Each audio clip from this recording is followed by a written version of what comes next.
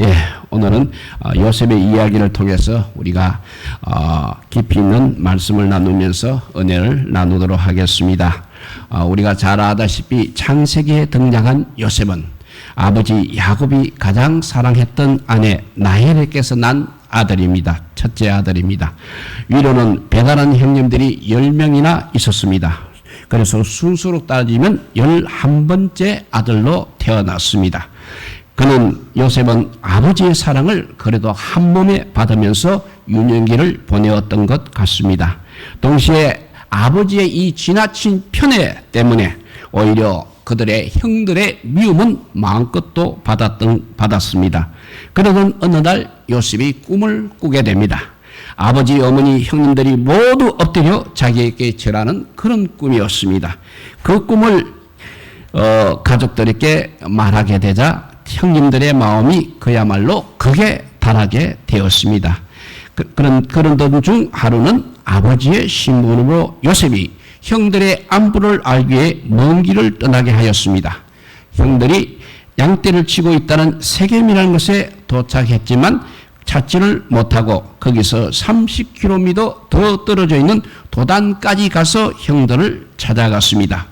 그런데 형들은 자기에게 오는 미운 동생 요셉을 발견하고 죽이고자 계략을 꾸미게 됩니다. 그 말씀이 창세기 37장 17절에서 20절이었습니다.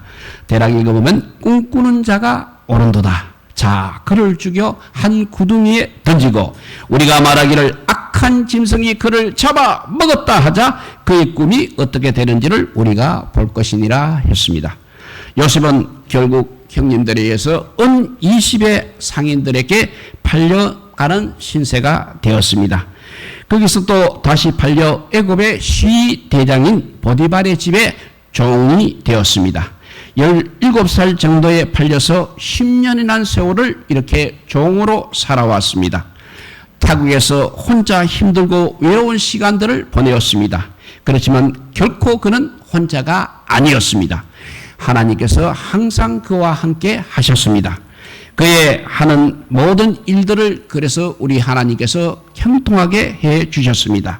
그것을 주인 보디발도 느끼고 알게 되었습니다. 그래서 그를 가정총무로 삼아 자기 재산을 믿고 요셉에게 다 맡겼습니다. 이렇게 순탄한 것 같았지만 또 다른 큰 문제가 그를 기다리고 있었습니다. 주인 아내가 집요하게 요셉을 유혹했던 것입니다. 그리고 너무 적극적으로 유혹했던 것입니다. 그럴 때마다 요셉은 단호히 거절을 했습니다. 그러던 어느 날 집에 아무도 없었습니다. 주인 아내가 요셉의 옷을 잡고 매달리기 시작하였습니다. 요셉은 그 상황에서 벗어나기 위해서 잡힌 옷을 벗어둔 채 도망을 치게 됩니다. 주인 아내의 사랑이 이제 정으로 바뀌어서 요셉에게 억울한 누명을 씌우게 됩니다.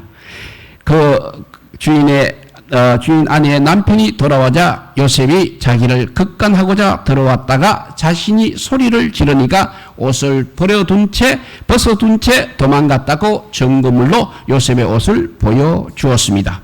증거물을 보고 아내의 말을 들은 주인 보디발이 대노하여 요셉을 이제 감옥에 가두었습니다. 요셉이 갇힌 감옥은 왕의 죄수들을 가두는 그런 곳이었습니다. 요셉은 죄 없는 주인이 되어 억울한 감옥살이를 시작하였습니다. 인생이 자꾸 꼬이는 것처럼 보이지만 여기에도 역시 우리 하나님의 깊은 계획이 있었던 것입니다. 하나님께서는 감옥에서도 역시 요셉과 함께 하셨습니다. 감옥의 책임자 전옥은 옥중 죄수들을 이제 다 요셉의 손에 맡기고 그에게 맡긴 것은 돌아보지도 않을 정도로 요셉을 신임하였습니다. 어느 날 요셉이 갇혀있는 감옥에 이제 바로왕의 술 맡은 자와 떡 굽는 자가 들어오게 되었습니다. 정말 큰 정치인이 들어온 것입니다. 하루는 그 두 사람이 같은 날에 꿈을 꾸게 되었습니다. 그런데 그 꿈의 해석을 그들이 알 수가 없어 근심에 쌓여 있었습니다. 지혜로운 요셉은 꿈의 해석은 우리 하나님께 속해 있음을 말해 주었습니다. 그리고 자신에게 그 꿈을 구하게 되면 해석해 주겠다고 말하였습니다. 그러자 술 맡은 간호원이 먼저 요셉에게 꿈을 말하여 주었습니다. 요셉은 두 사람의 꿈을 이제 다 듣고 해석을 해 주었습니다. 사흘 안에 술 맡은 간원장이 복직되어 바로 앞에서 다시 술을 따르게 될 것이고, 떡 맡은 간원장은 사흘 아래 바로가 그의 머리를 끊고 그를 나무에 달면 새들이 와서 시체를 먹게 되리라는 해석이었습니다. 요셉의 해석대로 3일 후에 정말 정확하게 이루어졌습니다. 요셉은 복직된 술 맡은 간원장에게 자신의 억울한 사정을 바로왕께 구하여 나가게 해줄 것을 부탁하였습니다. 아무리 기다려도 복직된 술 맡은 간원장에게서는 소식이 없었습니다.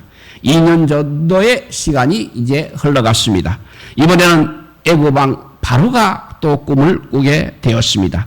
도무지 그 누구도 해석을 할 수가 없었습니다. 그제야 잊고 있었던 요셉이 생각이 났습니다. 술 맡은 간원장은 왕에게 요셉을 추천하여 주었습니다. 왕 앞에 서게 된 요셉은 시원하게 왕이 꾼 꿈을 해석해 주었습니다. 그 지혜를 인정받아 당장의 애굽의 국무총리가 되었습니다. 왕이 꾼 꿈의 해석은 7년 풍년이 오고 이어서 7년 흉년이 오게 되니 잘 대비하지 않으면 많은 사람이 굶어 죽게 될 것이라는 내용이었습니다. 그의 나이 이제 30세 국무총리가 되었습니다. 7년 동안 창고들을 곳곳에서 지었습니다. 곡식을 저장하였습니다. 7년 풍년이 끝나고 이제 흉년이 왔습니다. 흉년 2년째 가난에 살고 있던 10명의 형님들이 양식이 없어 신장을 사러 애국까지 왔습니다. 요셉은 그 형님들을 알아보았습니다. 그렇지만 그들은 생각도 상상도 못하고 있었습니다. 때가 되어 요셉이 형님들에게 자기가 형님들이 판 동생 요셉이라고 밝혔습니다. 그 분위기가 어떠했겠습니까? 요셉의 형님들에게 창세기 45장 5절에 보면 하나님이 생명을 구원하시려고 나를 당신보다 먼저 보내셨나이다 라고 말하며 형님들을 안심시켜 주었습니다. 이렇게 이 요셉의 이야기를 통해서 우리는 요셉의 신앙의 성숙함을 오늘 배우고자 합니다. 교회에는 어린아이처럼 미숙한 성도가 있는가 하면 장성한 자처럼 성숙한 성도도 있기도 합니다. 우리는 모두 성숙을 향해서, 신앙의 성숙을 향해서 나아가야 될 줄 믿습니다. 그러나 성숙이라는 것이 그렇게 쉽게 하루아침에 이루어지는 것은 아닙니다. 많은 시간과 인내가 필요로 하는 것입니다. 어쨌든 우리 모두가 성숙한 신앙인으로 성장하기를 주님의 이름으로 축복합니다. 성숙하기 위해서는 첫째, 요셉의 신앙을 보면 그는 인격과 언어가 성숙했습니다. 창세기 37장부터 시작한 요셉의 이야기는 이제 50장이 가야 끝나게 됩니다. 형들에게 팔려 종이 되어 고생하면서도 억울한 누명을 쓰고 3년의 감옥 살이를 하면서도 그의 언어에는 불평이라든지 원망이라는 단어를 찾아볼 수가 없었습니다. 그러나 거꾸로 요셉의 형들은 동생을 죽이자, 팔자라는 미숙한 언어와 미숙한 모습을 보여주었습니다. 그러나 요셉의 언어는 항상 성숙했습니다. 1990년대 초반에 미국의 유력한 민주당 대선 후보였던 리차드 게파드라는 사람은 자신의 성공 비결을 말하면서 어릴 때부터 어머니께서는 상대판 입장이 되어라. 네가 듣기 좋아하는 말을 다른 사람들에게 하라. 내가 듣기 싫어하는 말은 남도 역시 듣기 싫어하는 법이다. 사람들과 대화를 나눌 때는 항상 질문을 해라. 사람들은 자신에게 질문을 던지고 자신에 대해 많이 알아주기를 바란다고 가르친 어머니의 가르친 것이 바로 자신의 성공 비결이라고 그렇게 말한 적이 있었습니다. 성도들은 항상 사람을 살리는 말을 해야 됩니다. 그 말은 바로 감사의 말이요, 세워주는 말이요, 위로의 말이요, 긍정적인 말이요, 믿음이 담긴 말이요, 꿈이 담겨있는 말입니다. 그리고 축복의 말, 용기를 주는 말을 해야 하는 것입니다. 칭찬하는 말, 격려하는 말, 상대방을 세우는 말, 유순한 말, 은혜로운 말을 잘하는 성도들이 모두 되시기를 바랍니다. 붉은 머리카락을 가진 한 폴란드 소년이 있었습니다. 그는 유명한 피아니스트가 되는 것이 소원이었습니다. 소년은 음악학계에 입학을 했습니다. 그러나 교수로부터 매우 비관적인 말을 들었습니다. 너의 손가락은 너무 짧고 굵다. 유연성도 너무 부족하다. 다른 악기를 택하도록 하라는 말을 들었습니다. 그래서 소년은 다른 악기에 몰두하기 시작했습니다. 그러나 그의 마음에는 기쁨이 없었습니다. 어느 날 그 소년은 만찬에서 피아노를 치게 되었습니다. 그런데 식사가 끝날 무렵 한 시사가 그 소년의 등을 두드리며 말했습니다. 너는 피아노에 탁월한 소질을 가지고 있다. 열심히 노력하라는 말을 들었습니다. 그 소년은 신사의 그 격려의 말에 너무 크게 고무되었습니다. 이 신사의 이름은 바로 안톤 루빈스탄이었습니다. 소년은 그날부터 하루에 7시간씩 피아노를 연습하였습니다. 그리고 세계를 깜짝 놀라게 한 피아니스트로 성장하게 되었습니다. 바로 이 소년이 피아노의 천재라고 불리는 잔 페데레우스키라고 합니다. 이와 같은 예에서 보다시피 요셉은 언어가 성숙했다고 했습니다. 그의 인격도 역시 성숙했습니다. 그에게 강대국 애굽의 힘과 권세가 주어졌을 때 형들에게서 받은 상처와 아픔 때문에 분노하고 용서하지 않고 복수의 칼을 휘두를 수가 있었습니다. 그렇지만 그는 용서했고 품고 챙기며 돌봐 주었습니다. 그래서 10명의 형들과 형들의 식구들을 얻을 수가 있었습니다. 만일 그가 복수를 했다면 여러 사람이 죽어나갔을 것입니다. 또 다른 복수와 피해 역사로 얼룩졌을 것입니다. 그의 인격은 성숙하여 이렇게 다 품고 용서할 수 있었습니다. 우리 예수님의 인격을 닮았다는 것입니다. 우리의 언어와 인격도 더욱 성숙하여 예수님을 닮아가시기를 원합니다. 이렇게 요셉은 인격과 언어가 성숙했던 사람이었습니다. 그리고 그의 해석 역시 성숙했습니다. 요셉의 형들은 아버지 야곱이 돌아가시자마자 이제 자신들의 미래가 불안해지기 시작했습니다. 아버지 생전에는 그래도 동생 요셉이 아버지 때문에 자기들의 잘못을 눈감아 줄 수 있었습니다. 그러나 이제는 아버지가 돌아가셔서 안 계시니 혹시나 요셉이 자기들에게 보복하지 않을까 두려워진 것입니다. 그래서 그들은 요셉을 찾아와 엎드려 절하며 용서를 구하고 선처를 부탁하였습니다. 형들의 말을 다 들은 요셉은 당신들은 나를 해하려 하였으나 하나님은 그것을 선으로 바꾸사 오늘날 같이 많은 백성의 생명을 구하게 하시려 하셨나니 했습니다. 요셉은 일반적으로 당한 사건이었습니다. 그렇지만 이처럼 은혜되게 또 아름답게 이렇게 성숙하게 해석을 하였습니다. 같은 사건도 해석의 능력에 따라 시험에 들기도 합니다. 거꾸로 은혜가 되어 감사가 되기도 하는 것입니다. 요셉은 자신이 당한 이 모든 일들은 사람이 아닌 하나님께서 하신 것이라고 해석을 하였던 것입니다. 그는 자기가 노예로 팔려가고 종살이를 하고 누명을 쓰고 감옥에 갇힌 이 모든 배후에는 하나님의 섭리가 작용한 것이라고 해석을 할 수 있었던 것입니다. 뿐만 아니라 자신이 높은 직위에 오르고 성공하게 된 것 역시 하나님의 섭리적 은총이라고 간증까지 하였던 것입니다. 그래서 그는 말끝마다 하나님께서 하셨습니다. 하나님께서 하셨습니다라는 표현을 끊임없이 반복하고 있는 것입니다. 성도 여러분, 요셉처럼 하나님의 섭리를 보고 섭리로 해석하는 그 신앙의 성숙함이 우리 모두에게 있기를 축원합니다. 모든 것이 다 주님의 은혜입니다. 모든 것이 다 하나님께서 하셨다고 해석하고 고백하여서 요셉처럼 하나님께 크게 영광과 감사를 돌릴 수 있기를 다시 한번 또 주님 이름으로 축원드립니다. 마지막으로 바울처럼 성숙할 수 있어야 하겠습니다. 사도 바울이 이런 성숙한 고백을 했습니다. 로마서 8장 28절 말씀입니다. 우리가 알거니와 하나님을 사랑하는 자, 곧 그 뜻대로 부르심을 입은 자들에게는 모든 것이 합력하여 선을 이루느니라 했습니다. 이 말씀의 참 의미를 알고 믿고 고백할 줄 아는 성도라면 분명히 성숙한 성도인 것입니다. 자세히 한번 이 말씀을 살펴보면 먼저 알아야 한다고 했습니다. 우리가 알거니와 했습니다. 이 말은 확신해야 하는 것입니다. 그러면 무엇을 알아야 하는 것입니까? 성도에게는 모든 것이 합력하여 선을 이루느니라 했습니다. 진리를 우리는 먼저 확신해야 하는 것입니다. 다음으로 선이라는 의미입니다.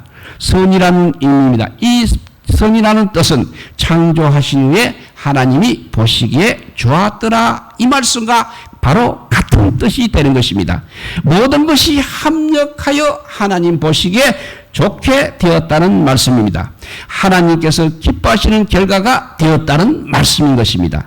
성도들의 일의 결과, 일의 끝이 이렇게 된다는 말입니다. 하나님 보시기에 좋은 결과, 결국 선으로 나타난다는 것입니다. 우리는 이 진리를 알아야 되고 이 진리를 확신해야 된다는 말씀입니다. 성도 여러분, 이 말씀을 믿습니까? 확신하고 있습니까? 그리고 마지막으로 모든 것이 또 합력해야 하는 것입니다. 이런 일, 저런 일, 이런 사건, 저런 사건, 좋은 일, 슬픈 일 모두 합력해서 어우러져서 선을 이루게 하나님께서 배후에서 역사하십니다. 요컨대 애굽을 보십시오. 아버지에게 사랑받는 일, 바로 그것 때문에 형들에게 미움을 받았습니다. 그리고 애굽에 팔려서 종살이를 10년이나 했습니다. 그래서 아프고 슬픈 일, 억울한 누명을 쓰고 감옥에 들어가서 3년 감옥살이를 하는 더 아픈 일, 또 꿈을 해석해주고 그로 인해서 결국 애굽왕 앞에 서게 되는 좋은 일이 모두 좋고 나쁜 모든 것이 어우러져서 국무총리라는 것으로 이루어진 것입니다.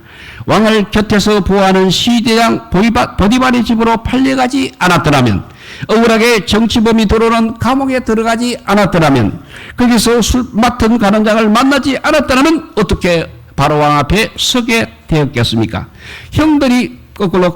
처음에 형들이 팔지 않았다면 이 모든 것이 어떻게 가능했겠습니까?